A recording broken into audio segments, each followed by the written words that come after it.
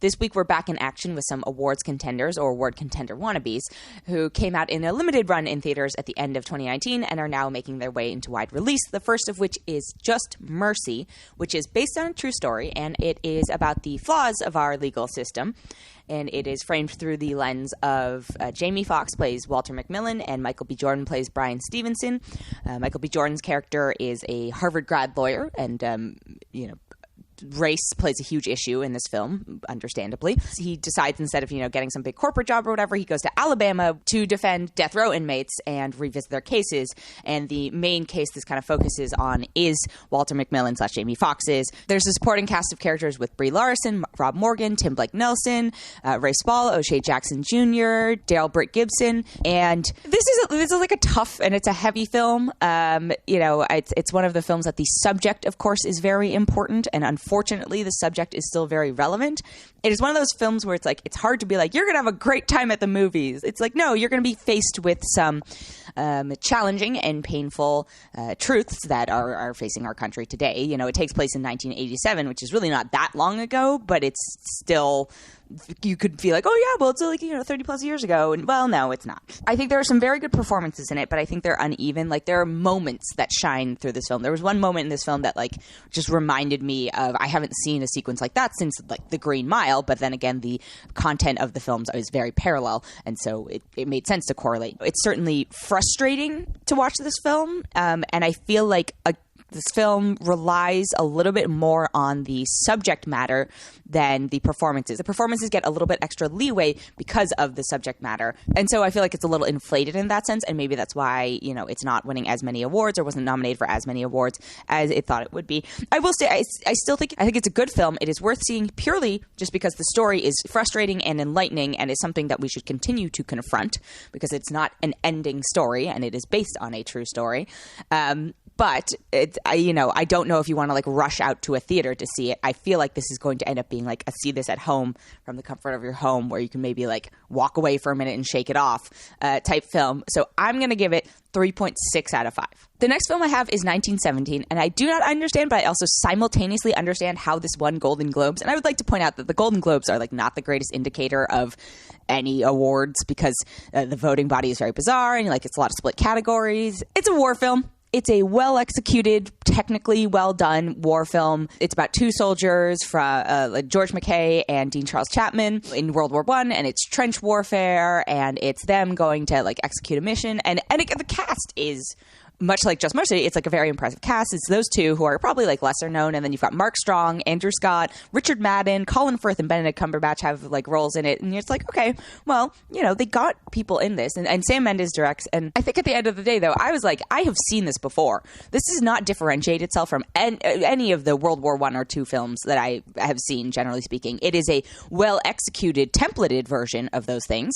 There are some sequences that are, visually very beautiful, because Roger Deakins was the director of photography, and he's a genius. But overall, I've still seen this before, and it was nothing new, and it was partially why I'm so frustrated with the win. And I'm at the end of the day, I feel like this is it's a dad movie or a history buff movie, and it's mostly aimed at older white men. And if you look at the voting bodies, there's a lot of older white men. And especially with the Oscars, there's a lot of older white men. And so I'm I could see how this actually did end up winning in terms of a numbers game, because it's a weird, safe, easy pick. It's something you've seen before. I didn't even like Dunkirk that much, but at least I respected that Dunkirk was something different that I hadn't seen, versus this where I'm this is, hit all the beats that you feel like a war movie should have. Hit them well, but hit them nonetheless. And therefore, what are you doing new? Are you just the best of what exists, or are you reinventing something? And I feel I want to see boundary pushing cinema as opposed to just the same fight over and over and over again, and the same fights from the same sides too. This is gonna be a bizarre comparison to make, but not really, because Jojo Rabbit, yes, World War II, but you're seeing a perspective that we aren't used to seeing, right? You're seeing a boy in the Hitler Youth versus, of course the Nazis are bad. Of course the Nazis are bad.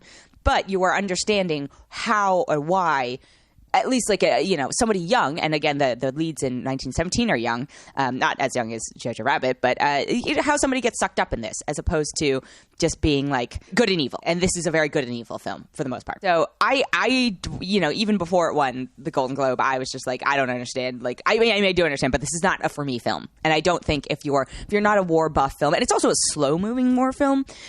So if you are a war movie person, but you like action and all the chaos and all that stuff, like this might not be for you because the pacing is different. But if you're a history buff, if you're like a white dad, you're gonna love this.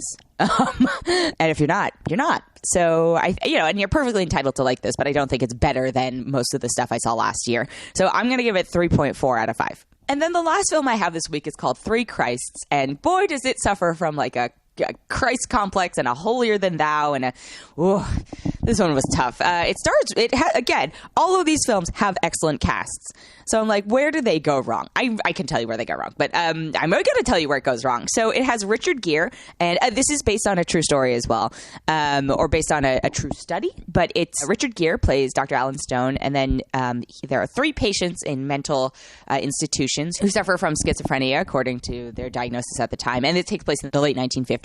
So you've got Peter Dinklage, Walton Goggins, and Bradley Whitford as these 3 patients who all think they're Christ. And the idea is, well, like, what if we put them all in a room together and see what happens? It's like Christ Battle Royale, I guess.